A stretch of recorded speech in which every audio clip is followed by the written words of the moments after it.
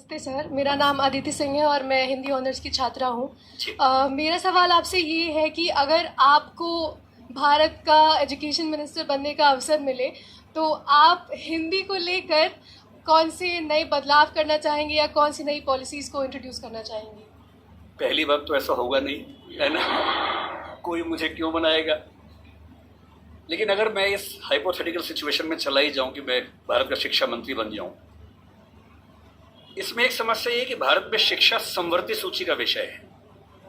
समवर्ती सूची का मतलब है कि केंद्र सरकार के पास शक्तियां सीमित हैं, राज्यों की अपनी शक्तियां हैं। तो सबसे पहली बात, मैं राज्यों पर थोपूंगा कुछ भी नहीं, मैं सारे राज्यों के शिक्षा मंत्रियों के साथ संवाद करूंगा। मैं उन सबको प्रेरित करूंगा, समझाऊंगा। मैं उनसे कहूंगा कि तमिलनाडु में मेडिकल साइंस तमिल में होनी चाहिए, कर्नाटक में कन्नड़ में होनी चाहिए, हिंदी क्षेत्र में हिंदी में होनी चाहिए, हिंदी में नहीं इंग्लिश में होनी चाहिए, ऐसी कन्नड़ प्लस इंग्लिश में होनी चाहिए, तकनीकी शब्द अंग्रेजी में रहें। और वो शिक्षा सिर्फ मेडिकल साइंस क्यों, इंजीनियरिंग भी, लॉ में भी, जुडिशरी में भी। मैं ये भी चाहूँगा कि भारत के हर एग्ज़ाम में, केंद्र के हर एग्ज़ाम में अंग्रेजी और हिंदी का समान महत्व होना चाहिए। और राज्य स्तरीय हर परीक्षा में उस राज्य की राजभाषाओं का सम्मान होना चाहिए। महाराष्ट्र पीसीएस में मराठी की भूमिका अंग्रेजी से कई गुना ज़्यादा होनी ही चाहिए, क्योंकि वहाँ के एसडीएम को, डीएसपी को मराठी लोगों से बातचीत करनी है। और यदि किसी राज्य में 2-3 राजभाषाएं हैं तो वहाँ की परीक्षा में उन दोनों तीनों राजभाषाओं की परीक्षा होनी चाहिए, ताकि वो व्यक्ति सेवाओं में आए जो उन भाषाओं को बोल सकता है।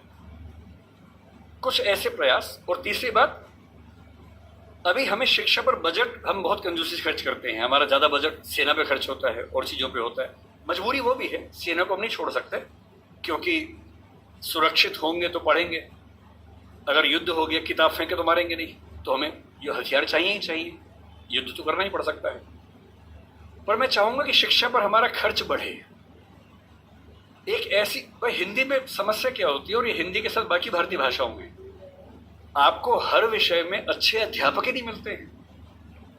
अच्छे अध्यापक क्यों नहीं मिलते हैं? क्योंकि अच्छे कॉलेज ही नहीं है। अच्छे कॉलेज क्यों नहीं है? क्योंकि अच्छे शिक्षक पहले बने ही नहीं थे। अच्छे शिक्षक क्यों नहीं बने थे? क्योंकि उनको पता था कि नौकरी मिलेगी नहीं। अगर नौकरी इंग्लिश में ही मिलेगी तो लोग इंग्लिश मीडियम में ही पढ़ेंगे। इस बच्ची ने अभी भी कहा कि मैं अंग्रेजी माध्यम में, मुझे हिंदी ज़्यादा समझ में आती है। पर ये अंग्रेजी माध्यम में क्यों है? क्योंकि नौकरी का संकट है, एक मजबूरी है कि नौकरी इंग्लिश में मिलेगी। अगर भारत सरकार ठान ले और राज्यों की सरकारें ठान लें, अपनी अपनी भाषाओं में पढ़ाई लिखाई की संस्कृति को ठीक से विकसित करें। रामविलास शर्मा जी ने कहा था कि हर जिले में एक विश्वविद्यालय होना चाहिए अपनी भाषा में। आंध्र प्रदेश के हर जिले में एक तेलुगु विश्वविद्यालय हो, जो उस जिले की विशेषताओं को केंद्र में रखकर ज्ञान, विज्ञान, कौशल का विकास करता हो। ये हिंदी पट्टी में होना चाहिए। हर जिले में विश्वविद्यालय हो, छोटा ही हो, एक विश्वविद्यालय हो। उस जिले में खेती कैसे अच्छी हो सकती है, उस जिले में उद्योग कैसे पनपेगा, स्टार्टअप कैसे होगा, उस पर रिसर्च वहां पर हो, वहां की भाषा में हो, वहां के किसान को समझ में आती हो। और देखिए, अनुवाद की दुनिया बड़ी समृद्ध हो चुकी है। आज से 4 साल पहले गूगल ट्रांसलेट करने पे हंसी आती थी। आज क्रिएटिव ट्रांसलेशन छोड़ दीजिए, तथ्यों का अनुवाद मैं तो अक्सर लगभग रोज इस्तेमाल करता हूं। हम जिस संस्था में काम करते हैं, दृष्टि में हमारी राजभाषा हिंदी भी, अंग्रेजी भी है। और मैं सुनिश्चित करता हूं कि हमारी संस्था में जितने भी नोटिफिकेशंस आएंगे, पहले हिंदी में आते हैं, फिर अंग्रेजी में आते हैं। मैं खुद बनाता हूं, दोनों भाषाओं में बनाता हूं। पहले हिंदी में, गूगल ट्रांसलेट पे जाता हूं, 1 सेकंड में अनुवाद हो जाता है। फिर उसको चेक करता हूं। आश्चर्य आपको होगा कि पहले 40-50% सही होता था, आजकल 95-97% सही होता है। मुश्किल से 2 साल रुक जाइए, ये मामला 100% का होने वाला है। जिस दिन 100% का हो गया, उस दिन हिंदी वालों का ये बहाना खत्म हो जाएगा कि हिंदी में कंटेंट नहीं है। आपको अंग्रेजी का जो अखबार पढ़ना है, आज से 2 साल बाद पता क्या होगा? आप नेट पे जाएंगे, द हिंदू मान लीजिए पढ़ना है आपको, आप द हिंदू पे जाएंगे, नीचे क्या लिखा होगा, कौन सी भाषा में पढ़ेंगे, सारी भाषाओं के नाम होंगे, यहाँ तक कि स्पेनिश और फ्रेंच भी लिखा होगा। आप हिंदी क्लिक करेंगे, पूरा अखबार हिंदी में आएगा आपके सामने। फिर क्या बहाना बचता है? दुनिया की जो भी किताब पढ़नी है, एक टैबलेट आपके पास होगा या बुक रीडर होगा, दुनिया की जो किताब पढ़नी हो अपनी भाषा में आप पढ़ेंगे और अनुवाद की समस्या रत्ती भर नहीं होगी।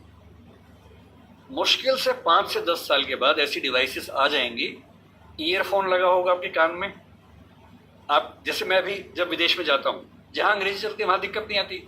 अब जैसे मान लीजिए मैं ऑशविट्स, एक आपने सुना होगा जहाँ नाजी अत्याचार हुए थे, मैं 2 दिन पहले पोलैंड में वहीं गया हुआ था, वहाँ हर चीज़ पोलिश भाषा में लिखी हुई थी, कहीं कहीं अंग्रेजी थी। अब समझ में नहीं आ रहा कैसे पढ़ूं। गूगल ट्रांसलेट पे जाके कैमरा ऑन करना है, लैंग्वेज में आपने कर दिया पॉलिश टू इंग्लिश, आप कैमरा जहाँ जहाँ ले जा रहे हैं पॉलिश इंग्लिश में कन्वर्ट होकर दिख रही है आपको, कोई समस्या ही नहीं है। वो सारी पॉलिश लिखी है, मैं सारा अंग्रेजी में पढ़ रहा हूँ, कहीं कहीं हिंदी में पढ़ रहा हूँ, सब कुछ हो चुका है। मुश्किल से 2-3 साल बाद क्या होगा, ऐसे हेडफोन्स और माइक आ जाएंगे, आप अपने कंप्यूटर से या फ़ोन से कनेक्टेड हैं, एक पॉलिश व्यक्ति या मान लीजिए डच व्यक्ति आपसे बात कर रहा है नीदरलैंड्स का, उसको केवल डच आती है, मुझे केवल हिंदी आती है। मैंने अपने फ़ोन में डच से हिंदी सेट कर दिया, उसने अपने फ़ोन में हिंदी से डच सेट कर दिया, वो डच बोल रहा है, मेरे हेडफोन में जो माइक है वो उसको सुन रहा है, कंप्यूटर कनेक्टेड है, फ़ोन कनेक्टेड है, मेरा फ़ोन तुरंत उसको हिंदी में कन्वर्ट करके मुझे हिंदी में सुना रहा है। मैं हिंदी बोल रहा हूँ, उसे डच में सुन रहा है। और ये मैक्सिमम अगले 5 साल का मामला है। 5 साल बाद बेबीलोन की मीनार बन जाएगी। 5 साल बाद आप दुनिया की किसी भी भाषा के साहित्य को, साहित्य में थोड़ी दिक्कत आ सकती है, ज्ञान विज्ञान की बात कर लेते हैं, किसी भी भाषा के ज्ञान विज्ञान को आसानी से पढ़ सकेंगे। अगर मैं शिक्षा मंत्री बन गया, जो कि मैं नहीं बनूंगा, मैं जानता हूं, क्योंकि लोग क्लिप काट के चलाएंगे कि देखो बनना चाह रहा है ना। अगर ऐसा कभी हुआ तो मैं सुनिश्चित करूंगा भारत के हर विश्वविद्यालय में हर ज्ञान की चीज हर भाषा में उपलब्ध हो।